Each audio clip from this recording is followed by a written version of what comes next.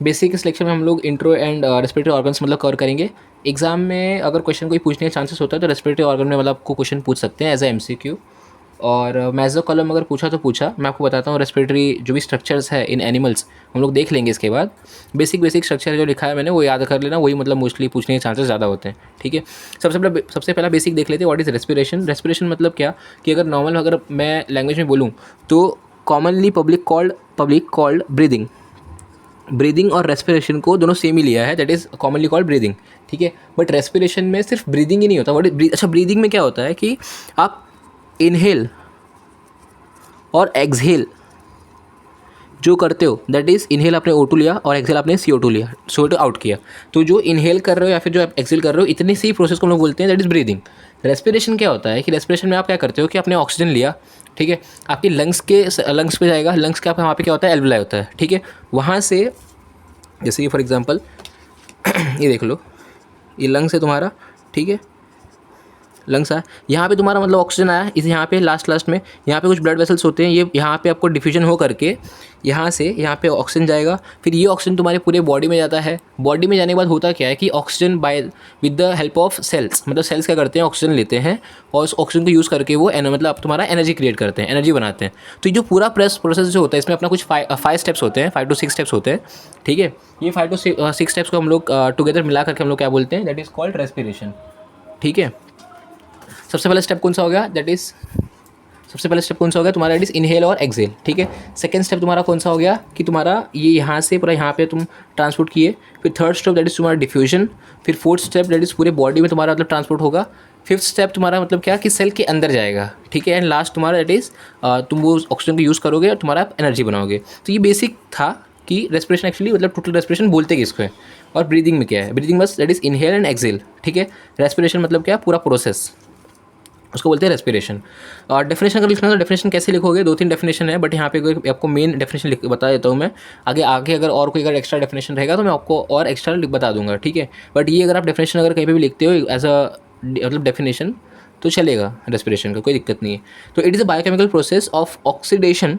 आप ऑक्सीडेशन करते हो किसका, ऑर्गेनिक कंपाउंड्स का। ठीक है, जैसे फॉर एग्जांपल आप मैं ग्लूकोज की अगर बात करूँ, ग्लूकोज इज ऑर्गेनिक कंपाउंड। ठीक है, तो इसको क्या करोगे, मतलब इसको ऑक्सीडेशन करोगे, ऑक्सीडेशन करने के बाद आपको यहाँ पे क्या मिलता है, that is release and utilisation of energy.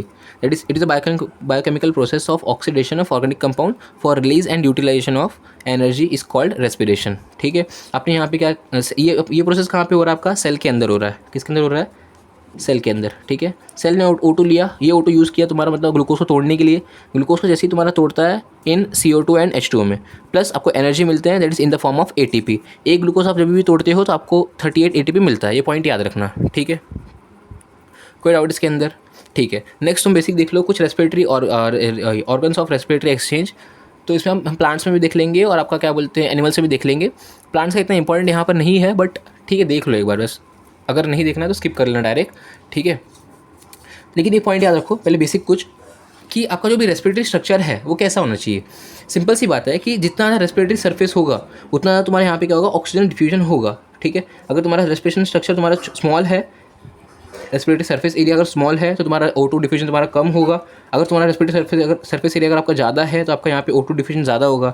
तो वही आपका यहाँ पे लिखा है कि रेस्पिरेटरी सरफेस शुड बी मतलब मैंने इंक्रीज लिखा है, हाई लिखा है। ठीक है, हाई सरफेस एरिया। सेकंड तुम्हारा क्या है, दैट इज थिन होना चाहिए, हाईली वेस्कुलर होना चाहिए एंड परमेबल होना चाहिए। मतलब क्या, थिन, अगर सिंपल सी बात है जितना थिन रहेगा उतना फास्ट डिफ्यूजन होगा। अगर मैं थिक बना दूंगा आपको यहाँ पे थोड़ा सा तो उतना फास्ट डिफ्यूजन हो पाएगा क्या, नहीं हो पाएगा। ठीक है, हाईली वेस्कुलर मतलब क्या कि इसके पास तुम्हारा ब्लड वेसल्स अगर जितने ज़्यादा होंगे उतना तुम्हारा आपका यहाँ पे RBC क्या करेगा, तुम्हारा ऑक्सीजन को लेकर के ट्रांसपोर्ट फटाफट करेगा।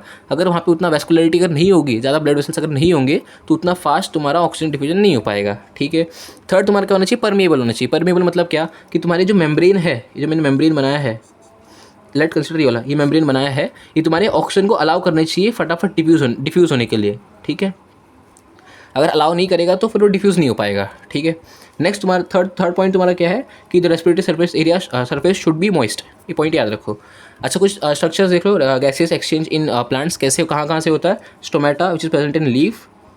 नेक्स्ट तुम्हारा बार्क है which is present in the stem. Interstitial space होता है between the cell and lenticels होते हैं। एक चीज़ याद रखना, lenticels also present in stem which is a small pore like.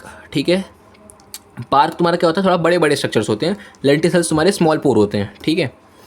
इतना ज़्यादा इंपॉर्टेंट इसमें नहीं है, हमको सिर्फ प्लांट एनिमल्स देखना है, प्लांट्स नहीं देखना है, ठीक है। तो नेक्स्ट हम लोग देखते हैं that is respiratory surface area, surface या फिर स्ट्रक्चर इन एनिमल्स, ठीक है। सबसे पहला पॉइंट बेसिक है कि भाई डिफरेंट ऑर्गेनिज्म अगर होंगे तो डिफरेंट आपका रेस्पिरेटरी स्ट्रक्चर होगा, ठीक है, depend upon the complexity. Complexity मतलब क्या कि अगर मैं फाइलम पॉलीफेरा से अगर मैं फाइलम अगर ये कॉरिडोर तक अगर जाऊँ मैं, ठीक है, तो वहाँ पे आपका एकदम डिफरेंट स्ट्रक्चर, मतलब जो ऑर्गेनिज्म जो ये ग्रोथ हुआ है तो डिफरेंट सबके अंदर स्ट्रक्चर्स है, ठीक है। तो कौन से स्ट्रक्चर्स है वो बेसिक आप यहाँ पे देख लो, मतलब जो इंपॉर्टेंट है, ठीक है। सबसे पहले रेप्टाइल्स, बर्ड्स एंड मैमल्स में तुम्हारे यहाँ पे क्या प्रेजेंट होते हैं, लंग्स, ठीक है। मैमल्स हम लोग मोस्टली किसमें पढ़े, हम लोग मैमल्स का किसका पढ़ेंगे, ह्यूमंस का पढ़ेंगे, तो ह्यूमंस का याद रखना, इसका स्ट्रक्चर हम लोग देखने वाले, ठीक है। इंसेक्ट में तुम्हारा क्या होता है, ट्रकियल ट्यूब्स होता है एंड स्पाइरेकल्स होता है, ठीक है। Insect which is come under arthropoda, but insect में स्पेसिफिकली तुम्हारा क्या होता है, that is tracheal tubes and spiracles, ये याद रखना, ठीक है। आर्थ्रोपोड में अगर मैं इसकी बात करूँ, दैट इज आरिकनाइट्स तुम्हारा एग्जाम्पल कौन से, स्पाइडर एंड स्कॉर्पियन, इनके पास क्या होता है, बुक लंग। लाइमलिस की अगर बात करूँ, it is a king crab which contains book lung, sorry book gills, क्या होता है, बुक गिल्स। पाइसेस के पास तुम्हारे क्या होते हैं, पाइसेस मतलब क्या, दैट इज एव्स, बर्ड्स, ठीक है, विच कंटेन सॉरी पाइसेस मतलब तुम्हारे फिश हो गए, एव्स मतलब तुम्हारे बर्ड्स हो गए, सॉरी, पाइसेस मतलब तुम्हारे क्या हो जाएंगे, फिश हो जाएंगे, ठीक है। पाइसेस विच कंटेन्स गिल्स, ठीक है। Amphibians contain gills, lungs and skin. Turtles की अगर बात करूँगा तो टर्टल्स क्या कंटेन करता है, दैट इज क्लोआका, ठीक है। पाइसेस गलती से निकल गया, पाइसेस मतलब बर्ड्स, सॉरी एव्स गलती से निकल गया, तो ये थोड़ा याद रखना। एव्स मतलब तुम्हारे क्या होते हैं, बर्ड्स होते हैं, पाइसेस मतलब फिशेस होते हैं, ठीक है। ये इतने रेस्पिरेटरी स्ट्रक्चर्स हैं इन एनिमल से, याद रखो, ठीक है। कोई डाउट रहेगा तो मुझे कमेंट करना और बता देना जो भी रहेगा, लाइक, और बाकी like share and subscribe my channel.